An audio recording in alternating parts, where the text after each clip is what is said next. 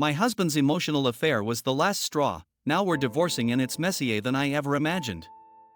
Hey Reddit, I'm Jessica, 34, and I'm in the middle of a divorce from my husband, Matt, 36, after 12 years of marriage. This isn't something I ever thought I'd be writing, but life has a way of blindsiding you when you least expect it. Our marriage was never perfect, but it all came crashing down when I discovered Matt was having an emotional affair with a coworker. He swore it was just texting, but the damage was done. We decided to separate, but now we're navigating a painful and messy divorce, and the fallout is impacting everything from our kids to our finances. Here's how it all went down. Matt and I met when I was 22, fresh out of college and working my first job at a marketing firm in Chicago. I was ambitious, optimistic, and excited to start my life. Matt, who was 24 at the time, worked as a software engineer at a startup. We met at a mutual friend's house party, one of those typical cramped city apartments filled with people pretending to enjoy cheap beer and loud music. I remember the exact moment I saw him. He was laughing at some joke, his head tilted back, and I was immediately drawn to his easygoing nature. We started talking, and it was like we'd known each other for years. Matt was witty and had this natural charisma that made you want to keep talking to him. By the end of the night, he asked for my number, and I remember feeling this mix of excitement and nervousness, like maybe this could be the start of something great. Our first date was at a cozy little cafe tucked away in a quiet part of town. We spent hours talking about our favorite movies, childhood memories, and dreams for the future. Matt told me he wanted to start his own tech company one day, and I shared my passion for writing and marketing. We clicked on every level, and before I knew it, we were inseparable. I moved into his apartment a year later, and it felt like the start of our happily ever after. Matt and I got married 2 years later in a small but beautiful ceremony at a garden just outside the city. My mom cried the whole time, and Matt's dad gave a heartfelt toast about how proud he was of his son. We didn't have a lot of money, but we were happy, and that felt like enough. Our first apartment was tiny and constantly in need of repairs, but it was ours, and we made it work. Soon, life got busy.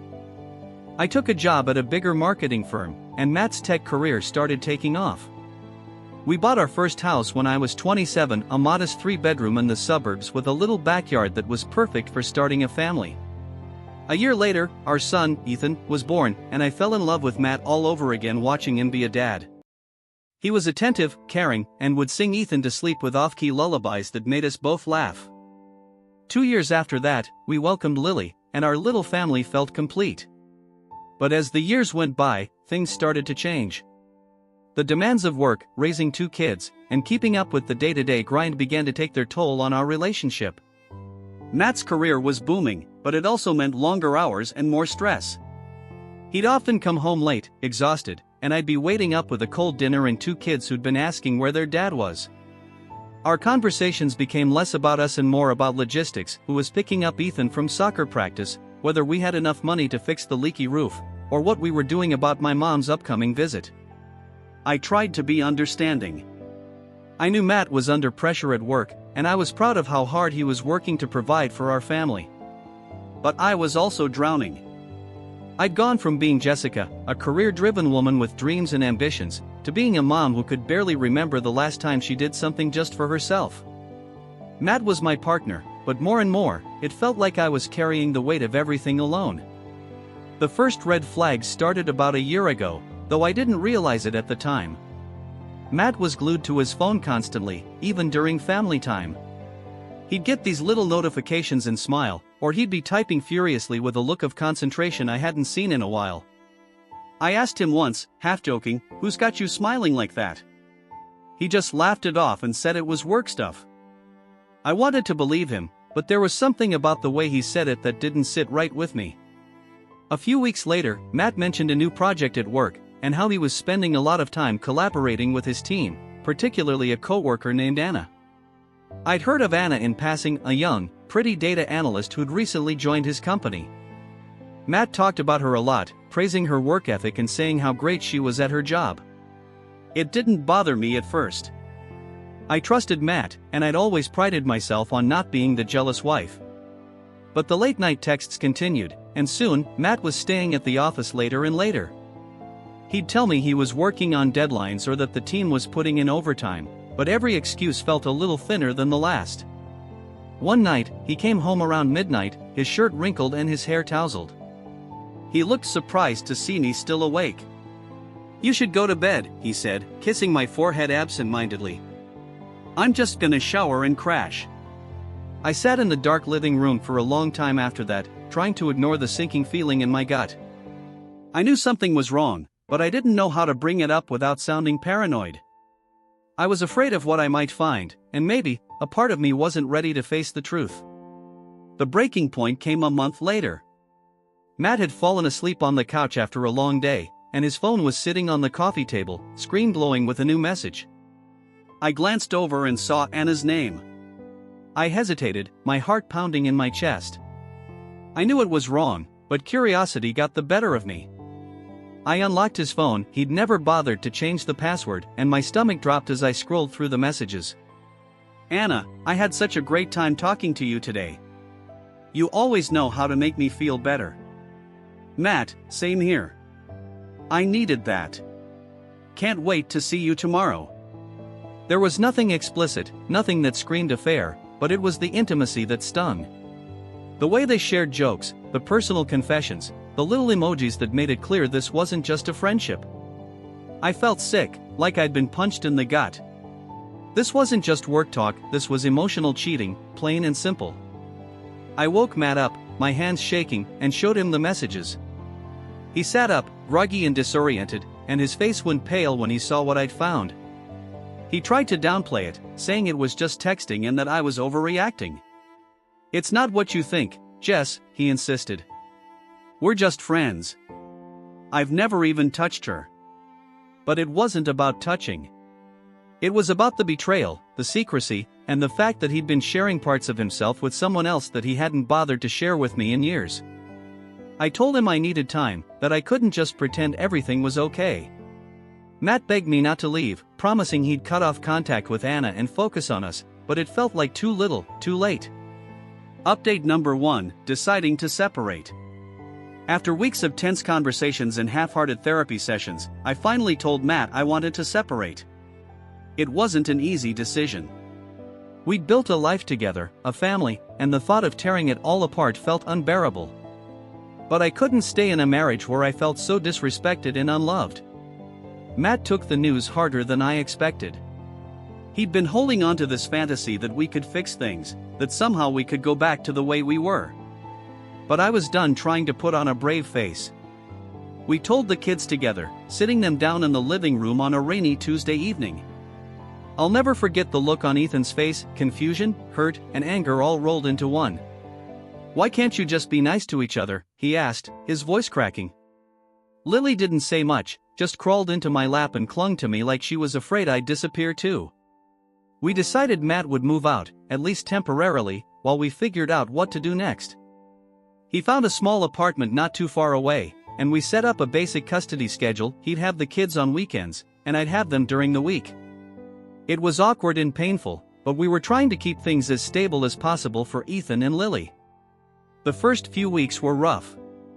The kids were acting out, testing boundaries, and asking questions I didn't always have the answers to. Ethan had trouble sleeping and would wake up in the middle of the night crying for his dad. I'd lie next to him, rubbing his back, whispering reassurances that everything would be okay, even when I wasn't sure it would be. Lily, on the other hand, started drawing pictures of us as a family, but always with Matt missing.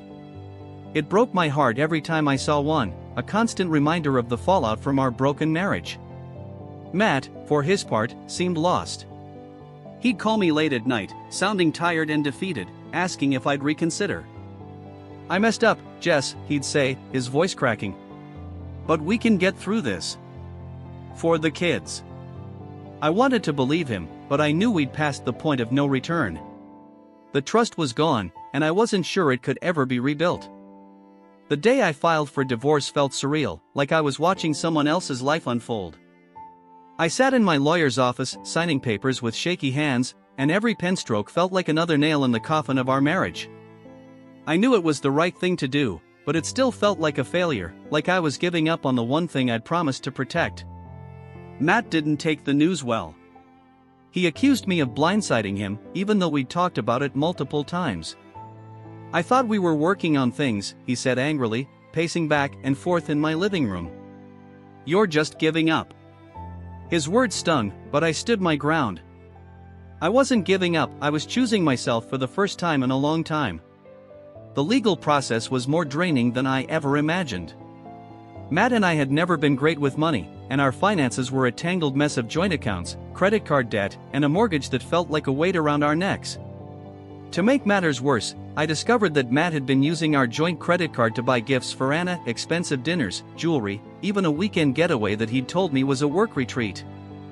I felt sick knowing that he'd been spending our hard-earned money on someone else while I was at home juggling the kids, the bills, and everything else. We went back and forth for weeks, arguing over everything from child support to who would keep the house. Matt wanted 50-50 custody, and while I wasn't opposed to the idea, his erratic work schedule made it nearly impossible. He'd often cancel his weekends with the kids at the last minute, leaving Ethan and Lily disappointed and confused. I tried to explain to them that Daddy was busy with work, but Ethan wasn't buying it. He'd glare at me, as if I was the one keeping his dad away, and I didn't know how to make it better. I hired a lawyer to help me navigate the legal maze, and Matt followed suit. What started as a relatively amicable separation quickly turned into a battlefield. Matt accused me of trying to keep the kids from him, and I accused him of prioritizing Anna over his own family. Every meeting with our lawyers felt like another punch to the gut, talking about our finances, dividing assets, and laying bare the intimate details of our broken marriage. Update number 2: Co-parenting nightmares. Co-parenting with Matt has been one of the most difficult parts of this entire process. He's struggling to stick to the custody schedule, and every time he cancels a visit, Ethan and Lily are left feeling abandoned. I've tried to be accommodating, but it's taking a toll on all of us. Ethan's grades have started to slip, and he's been acting out at school, getting into fights, refusing to do his homework, and shutting down when anyone tries to talk to him. One evening, Ethan came home from school with a note from his teacher about his behavior. He'd been caught fighting with another boy during recess, and when the teacher tried to intervene, Ethan had shouted, "I don't care. My dad doesn't care about me, so why should I care about anything?" It broke my heart to see my sweet, sensitive boy so angry and hurt. I tried to talk to him, but he just slammed his door and told me to leave him alone. I reached out to Matt, hoping we could figure out how to better support Ethan, but Matt was defensive, insisting that I was blowing things out of proportion. He blamed me for creating a negative environment and accused me of turning the kids against him. I was furious. I'd been bending over backward to keep things civil, encouraging the kids to maintain a relationship with their dad, but Matt refused to take any responsibility for the pain he'd caused. Lily, on the other hand, has become increasingly clingy. She follows me around the house, constantly asking when Daddy's coming back or if we can all be together again. I've tried to explain things in a way that makes sense to a 5-year-old, but every answer feels inadequate. I've started taking both kids to therapy, hoping it'll help them process everything that's going on, but it's a slow process. Some days are better than others, but it's clear that they're both struggling to make sense of their new reality. Matt's inconsistency has only added to the stress. He still cancels plans last minute, often blaming work or traffic or some other excuse that never seems to hold up. I've documented every missed visit and late cancellation, preparing myself for the custody hearing that's looming on the horizon. Matt's been making noise about pushing for more custody, but I know the reality of his involvement, or lack thereof, will speak for itself in court. Despite all the chaos, I've been trying to focus on rebuilding my life. I started taking a yoga class twice a week, something I used to love before kids and marriage took over. It's been a small escape, a place where I can let go of all the tension and just breathe. I've also joined a local book club, meeting new people and rediscovering my love for reading. For the first time in a long time, I'm doing things that are just for me, and it feels good. But just as I was starting to feel like I was finding my footing, Matt dropped another bombshell: he's moving in with Anna. He told me over the phone, his voice hesitant but also defensive, like he was bracing for a fight. I wasn't surprised that they were together. I'd seen the writing on the wall long ago, but knowing that she'd be spending time with my kids made my stomach churn. I told Matt that I didn't want Anna involved in parenting decisions, but he brushed me off, saying I was overreacting. "She's good with them, Jess," he insisted. "You just need to give her a chance." I wanted to scream that she'd already had her chance, she'd helped tear my family apart, but I bit my tongue. I knew there was no point in arguing. Matt was living in his own version of reality, and nothing I said would change that.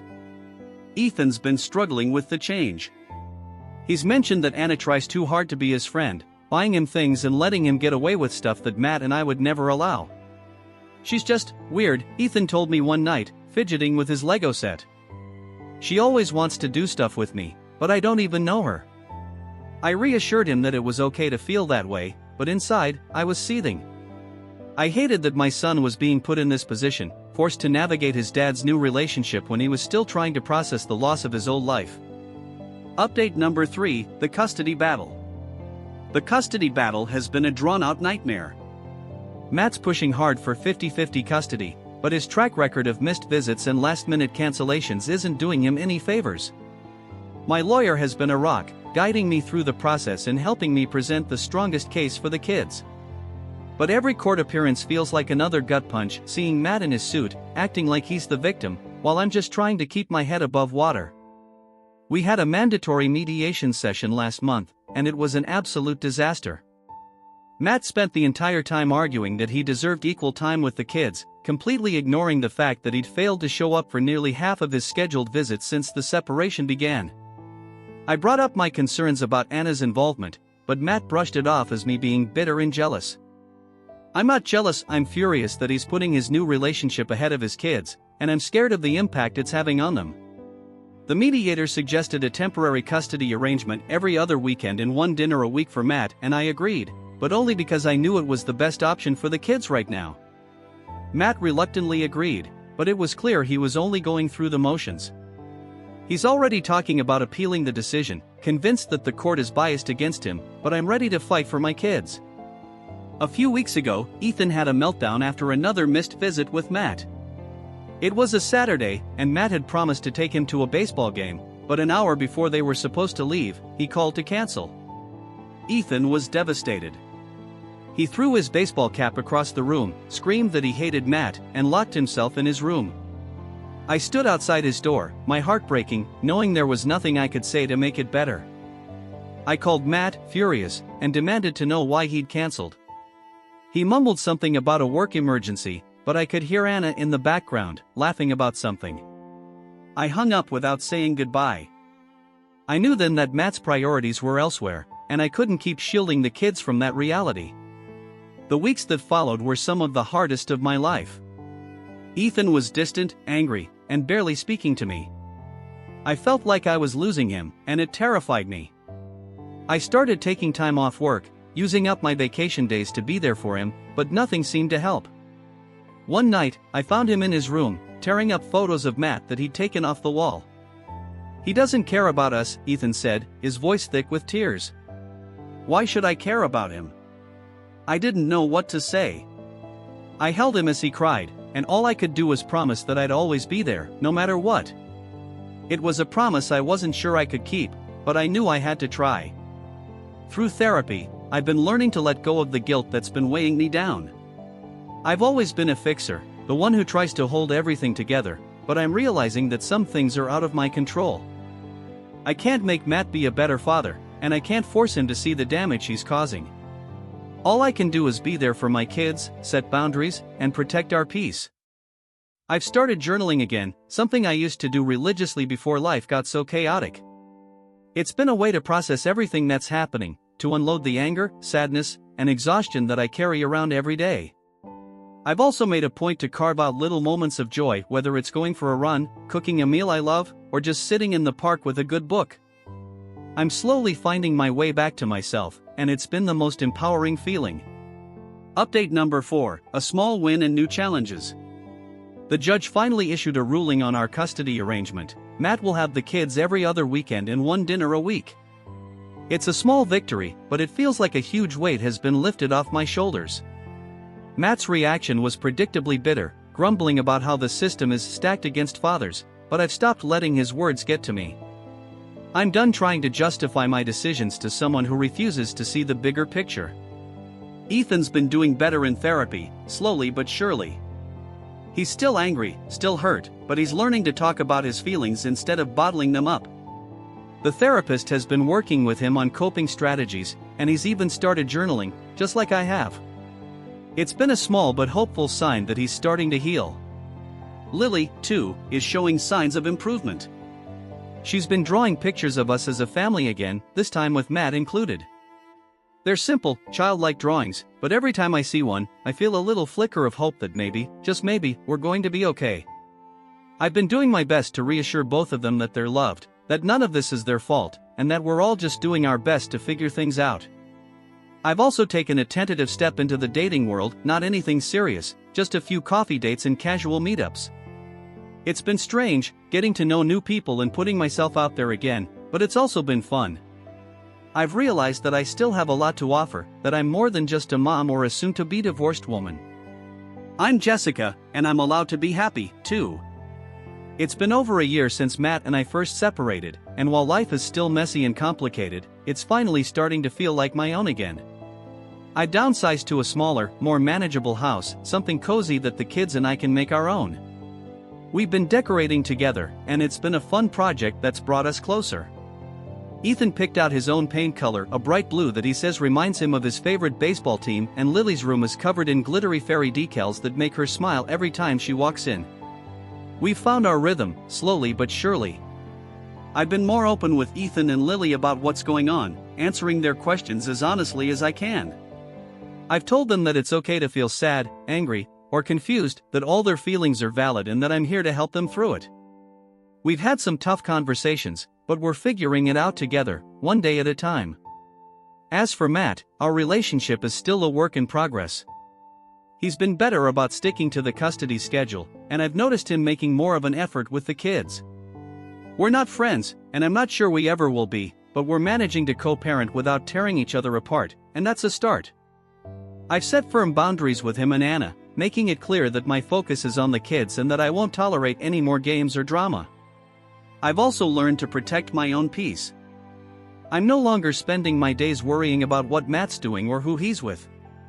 I've blocked him on social media, stopped responding to his late-night texts, and refused to engage in any more pointless arguments. I've chosen to focus on the future, on building a life that's filled with love, joy, and self-respect. Final update, choosing happiness. Hey Reddit, it's Jessica again. I wanted to give you all an update and thank you for your support over the past year.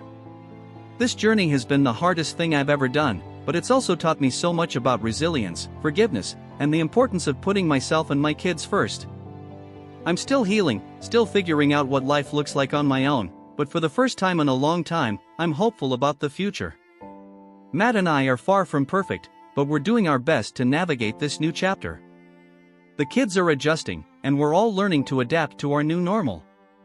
I've found strength I didn't know I had, and I'm working every day to build a life that's filled with love, respect, and healthy boundaries. To anyone going through a similar experience, just know that it does get better. You are stronger than you think, and you deserve happiness, even if it means starting over. Thanks for being part of my journey. Here's to new beginnings and to finding the courage to let go of what no longer serves you.